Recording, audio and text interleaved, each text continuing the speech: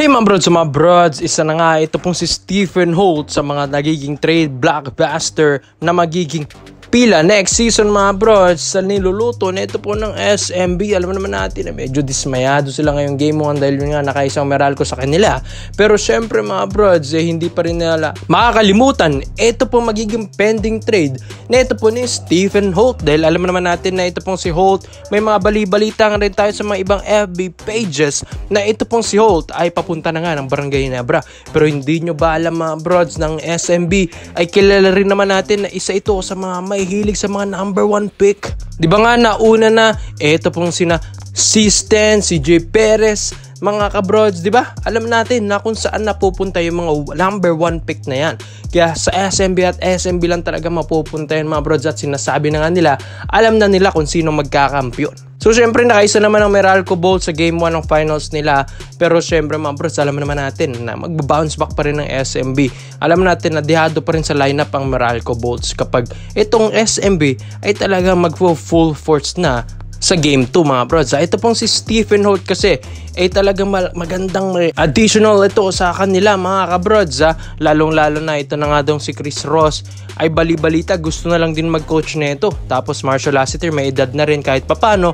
Syempre sumasabay pa rin yan. Pero itong SMB kasi gusto nilang mag-rebuild ng panibagong lineup kung saan puro batang players na ang gusto nilang kunin mga kabrods. Isa nga ito pong si Stephen Holt sa mga gusto nilang i-rebuild at kasama siya sa pag-rebuilding ng lineup ng SMB. At alam naman natin malakas-lakas ito pong si Stephen Holt ay kakaiba ito mga brods. Hindi rin birong number 1 pick na ito. Di ba nga Terra Firma binigyan pa nga niya ng history ito kung saan sila ay first time na makapanalo dito sa ating playoffs at first time din nilang makapasok ng playoffs mga brods. At yun nga, nasa history na yan ng franchise ng Terra Firma Jeep. Dahil si Stephen Holt talagang isa sa mga nagiging key factor nila dyan mga kabrods. Kaya aabangan natin ito at alam na natin kung ano yung mangyayari sa mga susunod na season. Dahil itong si Holt nga ay patapos na rin or kung saan ay naka-isang taon na rin na buong season na naglalaro ito sa Terra Firma Jeep. Kaya nga pwede na itong matrade dahil yun nga may rule nga tayo sa PBA na kapag ikaw ay hindi pa nakakaisang taon buong season mga brods ay bawal ka pang matrade. Pero ito nga si Stephen Holt mga brods, naka-isang taon na to, kaya ito ay inaabangan talaga ng maraming kuponan, lalong-lalo ng Barangay Ginebra San Miguel. Sabi nga rin sa reports, agawan nga ang SMB at Barangay Ginebra sa kanya. Pero alam naman natin ng SMB ay mas lamang sila sa pagkuha ng mga number 1 picks. At alam rin naman ni Stephen Holt kung sino talagang magiging yamado, SMB Bangko or Ginebra. Dahil pagdating sa lineup, di namang problema ito pong si Stephen Holt kung sino ang tutulong sa kanya dahil ang SMB super studded lineup ito mga brods. Unlike sa Barangay Ginebra San Miguel na alam natin more on teamwork sila, pero pagdating sa lineup, SMB talaga. Kaya ito pong si Holt magiging kursunada niya talaga ang SMB at alam ko malaki-laki rin naman ang magiging offer sa kanya ng SMB mga bros, lalong-lalo na sa Terra Firma Jeep.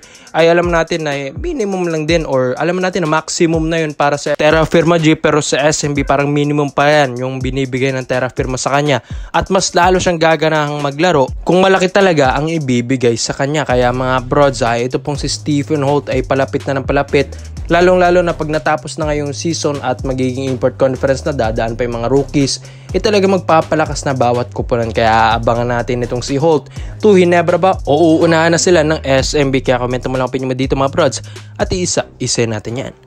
So dito naman po tayo sa kabilang balita naman natin mga brods. Eto na nga pong si Mikey Williams.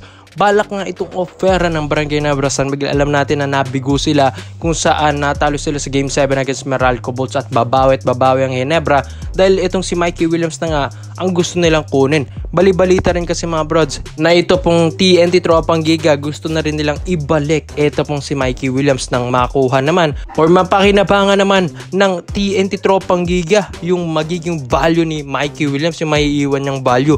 It's either ma-trade nila ito or it's either mas makakatipid talaga sila dito mga brods, lalong-lalo na masakit din sa ulo daw ito pong si Mikey Williams. Pero may mga bali-bali tayo na ito pong si Mikey Williams ay gusto nga itong offeran ng malaki ng Barangay Ginebra San Miguel, pero hindi naman din sinasabi rin sa reports kung magkano yung amount. Pero bali-balita nga parang 2 milyon din ang gustong i-offer dito ng Ginebra. Kung matatandaan nyo, Ito pong si Mikey Williams, ang laki talaga ng dinedemand nito. Gusto talaga yung malakihang offer or malakihang salary, pero hindi nga ito nakuha ng TNT Tropang Giga. At bali-balita rin yung counter offer na 1.7 million pesos ng TNT Tropang Giga na hindi kinuha ni Mikey Williams. So napakalaki na nun mga bros, pero hindi pa niya kinuha.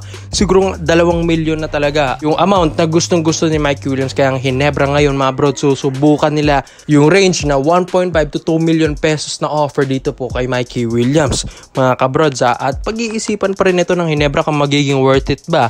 Dahil alam naman natin, talagang may attitude dito pong si Mikey Williams, pero iba rin yung kanyang nagagawa sa laro mga kabrods. Talagang napapa-finals niya, napapa-kampiyon niya ang TNT Tropang Giga, at kahit saglit nga lang siya naglalaro dito sa PBA, napakampiyonan niya ang TNT Tropang Giga ng 2 beses yan mga kabrods, at 2 beses pa dyan finals MVP siya. Kaya mga kabrods, itong Hinebra ngayon ay aabangan talaga next season, dahil sila nga daw ay magpapalakas na talaga dahil sa pagkatalo na sa Meralco Bulls, tapos last season na-sweep pa sila ng SMB.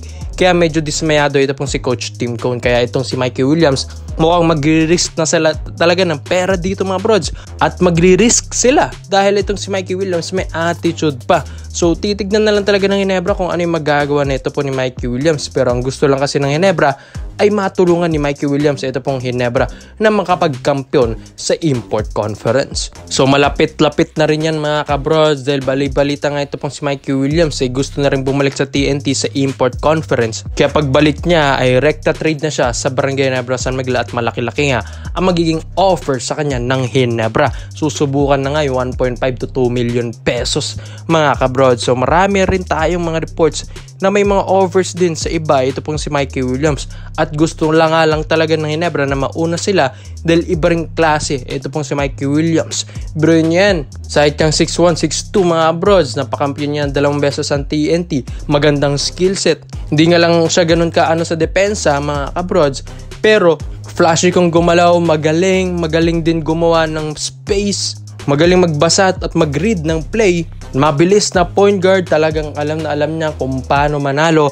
At higit sa lahat mga brods, yung shooting lang din talaga ni Mikey Williams. Kakaiba rin talaga ang shooting na ito mga brods. Kapag ito ay nag-init ay talagang unstoppable. Ito pong si Mikey Williams, talagang mapapakamot ulo na yung ibang kupunan dito. Kaya ito yung dahilan kung bakit napagdalawang kampiyon ang TNT Tropang Giga. Kaya ang Hinebra ay malakas na ito mga brods, malakas na yung line-up nila. Kulang lang talaga ng isang player na magpo-push pa sa limit ng Hinebra at magiging scorer, all-time scorer din nila mga bros. At isa nga si Mikey Williams sa mga pwedeng gumawa nun, dahil malakas talaga ang player na ito. May attitude nga lang. Kaya kung mga bros, sa tingin nyo ba deserve ba ni Mikey Williams na mabigyan siya ng 1.5 to 2 million pesos na offer ng Hinebra? Kaya komento mo lang opinion mo dito mga bros, at isa-isa natin yan. Salamat po sa panonood mga bros. This is Overrated Highlights yung lang. I'm out.